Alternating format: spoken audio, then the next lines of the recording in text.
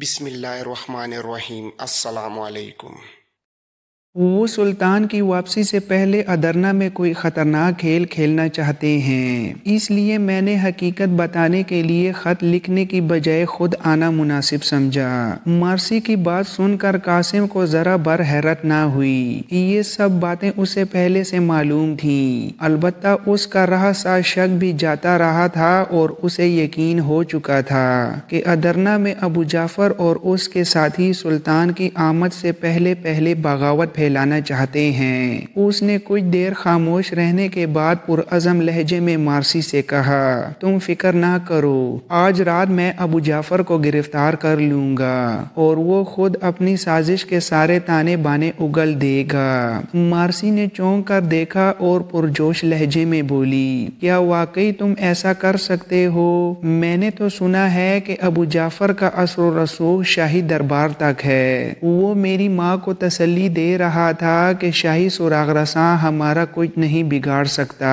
کیونکہ وہ شہزادہ علاؤدین کو اپنے اعتماد میں لے چکا ہے۔ شہزادے کا ذکر سن کر قاسم کی تیوری پر بل پڑ گئی۔ اسے ہر جگہ سے ایک ہی بات سننی پڑ رہی تھی۔ اب اس کے دل میں یہ کھٹکا پیدا ہوا کہ کہیں سچ مچ سلطان کا بڑا بیٹا ابو جعفر کی گرفتاری میں رکاوٹ نہ بن جائے۔ وہ اسی خیال میں محو ہو گیا کہ کسی طرح شہزادے کو ابو جعفر کی حمایت سے باز رکھا جا سکے۔ مارسی نے اسے گم دیکھا تو اپنی نازک انگلی سے اس کے گھٹنے پر ٹوکا دیا۔ مارسی کے لمس میں برقی رو دوڑ رہی تھی۔ قاسم کو جیسے شاک لگا اور سیدھا ہو کر بیٹھ گیا۔ مارسی اس کی حالت سے محظوظ ہوئی اور شرارت سے مسکرائی اور کہنے لگی، بخدا آپ خالص عرب مسلمان ہیں۔ آپ کے انداز و اطوار آپ کے شریف ہونے کی دلیل ہیں۔ آپ کو دیکھتی ہوں تو دل میں خیال پیدا ہوتا ہے کہ آپ سے ایک لمحے کے لیے بھی دور نہ ہو جاؤں۔ آخری بات کہتے ہوئے مارسی کی آنکھیں جھک گئیں۔ اب محظوظ ہونے کی باری قاسم کی تھی۔ اس نے کچھ شرارت اور کچھ پیار کے لہجے میں مارسی سے کہا، دور جانے کا خوف ہے تو ایک ہی بار نزدیک کیوں نہیں آ جاتی؟ میری والدہ محترمہ اور بھابھی آپ سے مل کر بہت خوش ہوں گی۔ آپ کسی وقت ہمارے گھر آئیں۔ قاسم کا پہلا جملہ انتہائی واشگاف تھا۔ مارسی کا چہرہ شرم سے سرخ ہو گیا اور اپنی جگہ پر چھوئی موئی کی طرح سمٹ گئی۔ قاسم کو احساس ہوا کہ اس نے بہت جلد بہت بڑی بات کہہ دی ہے۔ اس نے فوراً بات بنانے کی کوشش کی، میرا خیال ہے آپ کو ہمارے گھر آنا اچھا نہیں لگا، شاید اس لیے آپ خاموش ہیں۔ مارسی قاسم کی بات سن کر سٹپٹا گئی۔ اس نے فوراً سر اٹھا لیا اور وضاحت کرنے لگی، نہیں ایسا مت کہیے، میرے لیے تو آپ کا نام ہی اب زندگی کا سہارا ہے۔ آپ کو معلوم نہیں سکندر نے مجھے کس قدر تنگ کیا ہے۔ سکندر اور میں ایک ساتھ پل کر جوان ہوئے۔ میری ماں اس کے باپ کی کنیز تھی، یہی وجہ ہے کہ وہ مجھے اپنے باپ کی جاگیر سمجھتا ہے۔ اس نے جانے سے پہلے مجھے اپنے ساتھ لے جانا چاہا، لیکن میں نے یہ کہہ کر کہ میں ایک عیسائی ہوں اور وہ ایک مسلمان ہے، اس لیے میں اس سے شادی نہیں کر سکتی۔ وقتی طور پر اپنی جان چھڑا لی ہے، لیکن اب تو وہ اسلام سے پھر چکا ہے اور دوبارہ عیسائی بن گیا ہے۔ میں ہر لمحہ احساس عدم تحفظ کا شکار ہوں، کیونکہ میری ماں بھی یہی چاہتی ہے کہ میں سکندر سے شادی کر لوں۔ سکندر نے جاتے ہوئے یہ بھی کہا تھا کہ وہ مجھے جلد اپنے پاس بلوا لے گا۔ ایسی صورت میں آپ کا وجود میرے لیے ایک پناہ گاہ کی طرح ہے۔ مارسی کی بات سے قاسم کے تن بدن میں سکندر کے خلاف غصے کی لہر دوڑ گئی۔ اس سے پہلے اسے مارسی کا دکھ معلوم نہیں تھا۔ اسے احساس ہوا کہ مارسی ٹھیک کہتی ہے، سکندر جیسے کینہ پرور انسان سے کچھ بھی بعید نہیں۔ اب कासिम मार्सी को अपने दिल के और भी करीब कर रहा था। उसने एक नए अज़म के साथ कहा, मार्सी आपने बहुत अच्छा किया, मुझे सिकंदर के अज़ाइम से आगाह कर दिया।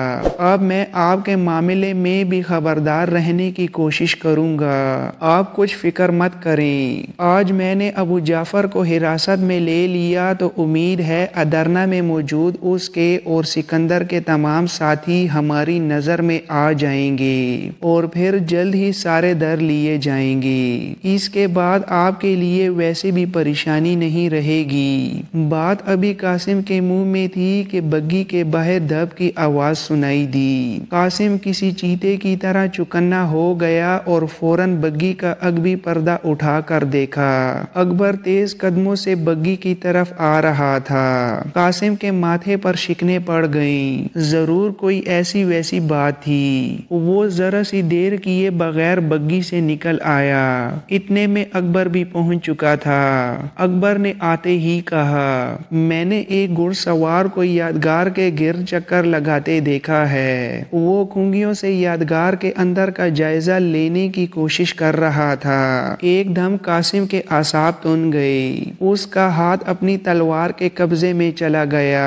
कासिम ने अकबर से कहा, तुम बग्गी में तैयार बैठो, मैं बाहर का जायजा लेता हूँ। अब हमें चलना होगा। कासिम ये कहता हुआ अपने घोड़े की जानिब बढ़ गया। मार्सी ने भी अकबर की बात सुन ली थी। उसका दिल इस नई सूरत हाल पर जोर जोर से धड़कने लगा और उसने भी अपनी चादर में छुपा खंजर निकाल कर हाथ में पकड़ लिया। कासिम घोड़े पर सवार होकर यादगार के दरवाजे से बाहर निकल गया। वो घोड़े की पुश्त पर हर किस्म की सूरत हाल के लिए मुस्तैद बैठा था। उसका एक हाथ तलवार के कब्जे पर था और दूसरे में लगाम थी। वो अपने घोड़े को डुलकी चाल से चलाता हुआ यादगार के गिर्द चकराने लगा। उसकी आंखें इंतहाई बारीकी से गिरदोपेश का जायजा ले रही थी। कान हर किस्म की आहट सुनने के लिए तैयार थे। उसने पे दर पे यादगार के 3 चक्कर लगाए। वो चारों तरफ कुछ दूर तक भी गया लेकिन उसे कहीं भी कोई इंसान नजर न आया। बिला आखिर कुछ देर बाद वो वापस लौटा और अकबर के सामने आकर उसे बग्गी निकाल लाने का इशारा किया। कासिम घोड़े पर सवार था। बग्गी उसके करीब से गुजरी तो साथ साथ हो लिया। मार्सी ने पर्दा उठाकर इस्तिफामिया लहजे में कासिम की जानिब देखा और आंखों के इशारे से सूरत हाल के बारे में दरियाफ्त किया। कासिम ने कदरे हल्की आवाज में कहा, परेशानी की कोई बात नहीं, हो सकता है कि अकबर को गलतफहमी हुई हो। बहरहाल अब आप लोगों को चलना चाहिए। रास्ते में कोई खतरा नहीं। थोड़ी देर में शाम होने वाली है। अंधेरा होने से पहले पहले आप घर पहुंच जाएंगी। वो यादगार के करीब पहुंचे तो अकबर ने भी घोड़ों को चाबक रसीद कर दी। अगले लम्हे बग्गी धूल उड़ाती हुई शहर की जानिब बढ़ रही थी। कासिम ने अबू जाफर के गिर्द दावा बोलने का वक्त निस्फ शब के बाद का तय किया था। सारा दिन कासिम के लिए इंतहाई मसरूफियत का रहा था। अब उसके पास रात तक काफी वक्त था। चुनांचा वो शहर में किराए के अस्तबल से फारिग होकर घर की जानिब चल दिया। आधी रात के करीब खुफिया महकमे के तरबियत याफ्ता सिपाहियों का दस्ता बहराम खान और कासिम की सरकर्दगी में अबू जाफर की रिहाइशगाह के गिर्द घेरा डाले खड़ा था। चंद ही लम्हों में कार्रवाई शुरू होने वाली थी। सब लोग अपने अपने मकाम पर खड़े हो गए तो बहराम और कासिम ने आगे बढ़कर मकान के दरवाजे पर दस्तक दी। ये एक बड़ा मकान था। दस्तक की आवाज रात के सन्नाटे में दूर तक गूंजती चली गई। बहराम खान के चेहरे की हवाइयां उड़ रही थीं। उसे खदशा था कि खतीब मगरिब पर हाथ डालने से शहर की आवाम में नाराजगी फैल सकती थी। बहराम ये मानने के लिए तैयार नहीं था कि अबू जाफर कैसर का जासूस है। अबू जाफर बहराम के खुफिया महकमे में आने से पहले भी यही मुकीम था। फिर आज यकायक वो कैसर का जासूस कैसे बन गया। वो दिल ही दिल में सोच रहा था कि सुल्तान ने कासिम को शाही सुराग रसा बनाकर गलती की है। वो खुद खुफिया महकमे का सरबराह था और अपने से बड़ा सुराग रसा किसी को ना समझता था। वो कासिम قاسم کو ایک اناڑی اور جذباتی نوجوان تصور کرتا تھا۔ یہی باتیں سوچ سوچ کر اس کے دل کی دھڑکن تیز ہو رہی تھی۔ اتنے میں مکان کا دروازہ کھلنے کی آواز آئی۔ بہرام نے چونک کر دروازے کی جانب دیکھا۔ دروازہ غالباً ابو جعفر کے غلام چوکیدار نے کھولا تھا۔ اس نے دروازہ کھولتے ہی کرغت لہجے میں پوچھا، کون ہے؟ جانتے نہیں کہ آدھی رات کا وقت ہے؟ کس غرض سے آئے ہو؟ دستے کے باقی سپاہی اطراف میں تھے۔ سامنے صرف بہرام اور قاسم ہی تھے۔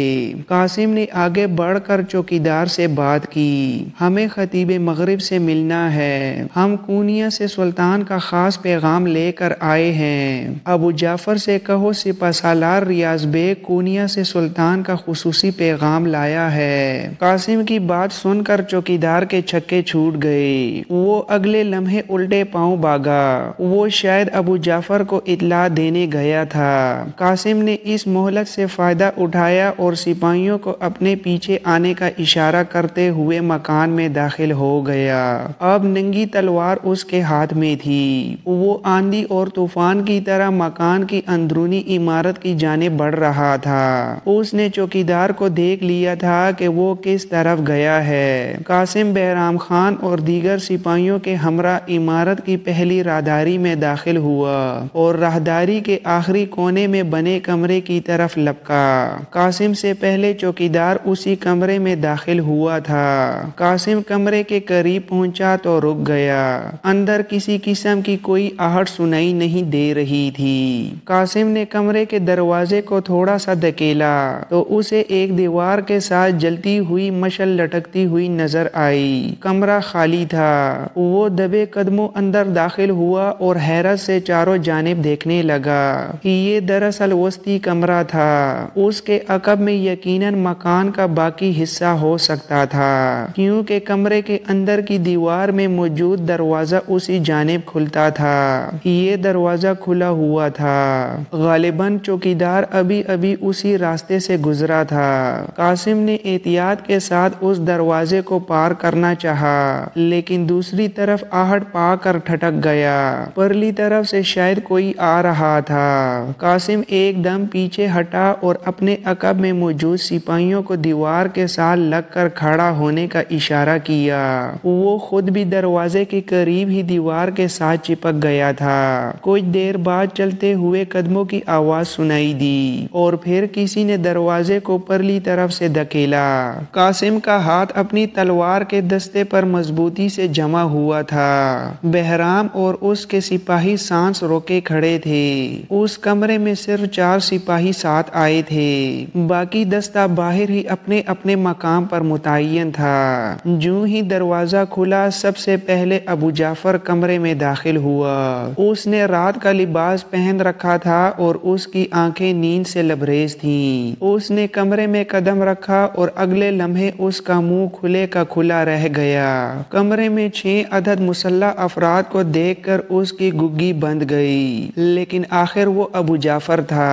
اس نے سنبھلنے میں دیر نہ لگائی اور فوراً چہرے پر غضبناکی طاری کر کے آتشناک لہجے میں بہرام خان سے مخاطب ہوا۔ بہرام خان، یہ کیا بدتمیزی ہے؟ تمہیں میرے گھر میں بغیر اجازت داخل ہونے کی جرت کیسے ہوئی؟ ابو جعفر کی بات سے بہرام کی ٹانگیں کانپ گئیں۔ اس نے کانپتے ہوئے لہجے میں کچھ کہنا چاہا، لیکن قاسم نے آگے بڑھ کر اپنی برہنہ شمشیر ابو جعفر کے سینے پر رکھ دی اور سام کی طرح پھنکارتے ہوئے کہا، نیلی آنکھوں والے نکلی عرب اور قیصر قسطنطنیہ کے خطرناک جاسوس کو مسلمان سپاہیوں پر آنکھیں نکالنے سے پہلے اپنے گریبان میں جھانکنا چاہیے۔ یہ قاسم کا ایک نفسیاتی حربہ تھا جس میں اسے بہت کم کامیابی ہوئی۔ ابو جعفر ایک منجا ہوا جاسوس تھا۔ اس کی آنکھوں میں قاسم کی بات سے صرف ایک لمحے کے لیے خوف کی جھلک نظر آئی اور پھر اگلے لمحے اس نے پوری طرح اپنے آپ پر قابو پا لیا اور انتہائی غصے سے کہا، یہ کیا بکواس ہے؟ تم کس قسم کی اوٹ پٹانگ باتیں کر رہے ہو؟ کیا چاہتے ہو تم؟ بہرام، جو خود کو ایک ماہر سراغ رساں سمجھتا تھا، ابو جعفر کے چہرے کو غور سے دیکھ رہا تھا۔ اس نے دل ہی دل میں کہا، قاسم بن ہشام نے ابو جعفر پر ہاتھ ڈال کر غلطی کی ہے۔ یہ وہ شخص نہیں جو قاسم سمجھ رہا ہے۔ قاسم کو بھی ابو جعفر کے جواب سے مایوسی ہوئی، لیکن اس نے کوئی پرواہ کیے بغیر اپنے ساتھ آئے سپاہیوں کو حکم دیا،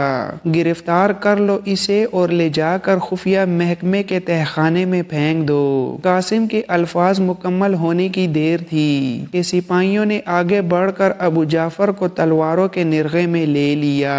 ابو جعفر بظاہر خوفزدہ نہ ہونے کی اداکاری کر رہا تھا، لیکن در حقیقت وہ اندر سے لرز گیا تھا۔ سپاہیوں نے اس کے ہاتھ پیچھے کی طرف کر کے زنجیر پہنا دی۔ بہرام کے چہرے پر خوف کی جھلک تھی، جسے قاسم محسوس کیے بغیر نہ رہ سکا اور بہرام کے شانے پر ہاتھ رکھ کر کہا، بہرام خان، تمہیں پریشان ہونے کی کوئی ضرورت نہیں، تم میرے ساتھ چلو۔ میں تمہارے سامنے اس سے اگلواتا ہوں کہ اس کا اصل نام کیا ہے۔ تم یہ مت سوچو کہ یہ 20 سال سے یہاں مقیم ہے۔ کیا تمہیں قیصر کے سازشی کردار اور طویل منصوبہ بندی کا علم نہیں؟ چلو میرے ساتھ۔ بہرام قاسم کا فیصلہ سن کر کام گیا۔ قاسم شہر کے ایک مذہبی پیشوا کو خفیہ محکمے کے تہخانے میں اذیتیں دینا چاہتا تھا۔ یہ بات بہرام کے لیے پریشان کن تھی۔ وہ ادرنا کے لوگوں کا مزاج جانتا تھا۔ وہ سوچ رہا تھا کہ قاسم نے اگر خطیب مغرب سے پوچھ گچھ کی تو شہر میں ہنگامہ کھڑا ہو جائے گا۔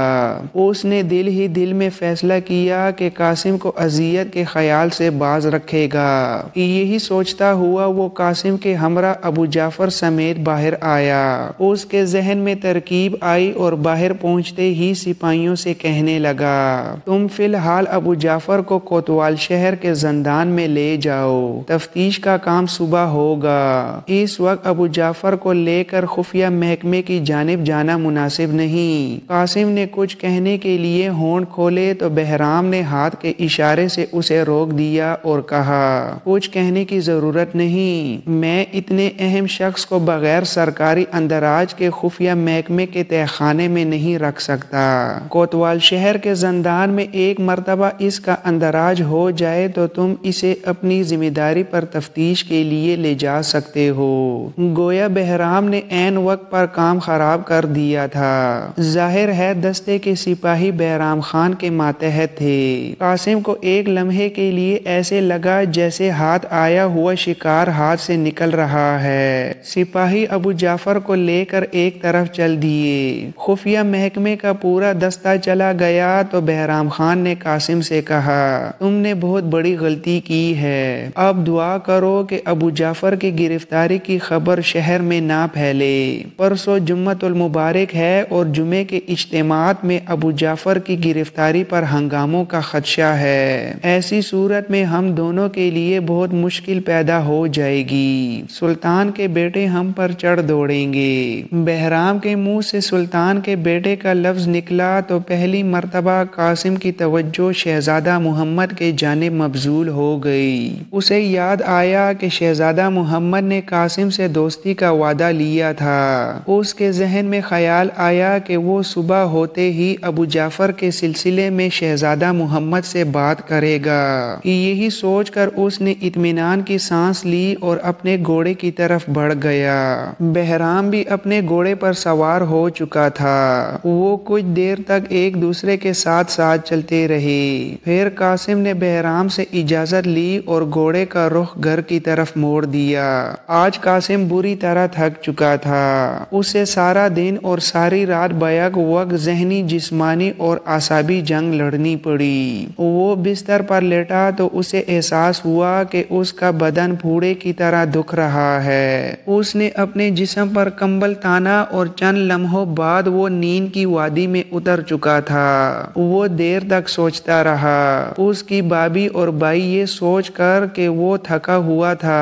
اسے ناشتے کے وقت بھی نہ جگایا۔ اس کا بھائی اور بھتیجے اپنے اپنے مکتب کی جانب چلے گئے اور دن پوری طرح چڑھ آیا۔ دن چڑھتے اس کی آنکھ دستک پر کھلی۔ طاہر کے مکان کا بیرونی دروازہ زور زور کی دستک سے بج رہا تھا۔ وہ آنکھیں ملتا ہوا اٹھا اور یہ دیکھ کر حیران رہ گیا کہ وقت بہت زیادہ گزر چکا ہے۔ وہ بستر سے نکلا اور पैरों में जूते डालकर सीधा बैरूनी दरवाजे की जानिब बढ़ा। दरवाजा खोलते ही उसके 14 तबक रोशन हो गए। सामने अबू जाफर खड़ा था। उसके चेहरे पर जहरीली मुस्कुराहट थी और उसके हमरा 4 सिपाही और 2 सरकारी गमाश्ते थे। अबू जाफर को देखते ही कासिम के मुंह से बेसाख्ता निकला, तुम? उसकी आंखें हैरत से फटी जा रही थीं। उसे यकीन नहीं आ रहा था कि जिस अबू जाफर को उसने चंद घंटे कबल कोतवाल शहर के जंदान में भिजवाया था, वो दिन दिहाड़े इस कदर आज़ादी के साथ कासिम के सामने मौजूद था। अबू जाफर ने कासिम को हक्का बक्का देखा और अपनी सांप जैसी आंखों को चमकाते हुए जहरीले लहजे में बोला, कासिम बिन हिशाम, मैं 20 साल से अदरना में इंतहाई इज्जत के साथ रह रहा हूँ, जबकि तुम्हें अभी यहाँ आए गिनती के चंद दिन गुजरे हैं। तुमने मेरे साथ जो कुछ किया उसका हिसाब देने का वक्त बहुत जल्द आने वाला है।